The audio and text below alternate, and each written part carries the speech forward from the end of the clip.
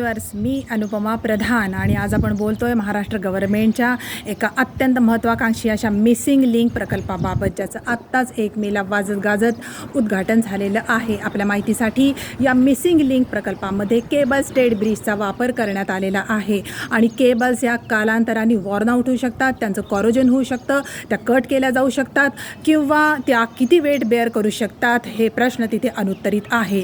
आणि मुंबई पुणे एक्सप्रेसवेवरचं फक्त 6 kilometre distance cut करायला त्यांनी 6,500 कोटी रुपये वेस्ट केलेले आहेत आणि हे पैसे त्यांनी animal shelter homes, rehabilitation homes, गोशाळा किंवा वृक्षारोपण याच्यासाठी वापरलेले नाही आहेत. आणि कमी डिस्टन्समध्ये कमी वेळात पोहोचायचं ल्युअर लोकांना दाखवणं सोपं जातं आहे, कारण त्यांची आता विचार करण्याची क्षमता राहिलेली नाही आहे. पण या उंच अशा केबल स्टेड ब्रिजवर जर एखादा ॲक्सिडेंट झाला तर एकतर ते लोक थेट स्वर्गात पोचतील, नाहीतर थेट नरकात पोचतील, नाहीतर somehow they will go missing. त्याच्यामुळेच कदाचित मिसिंग लिंक असं नाव दिलं असावं.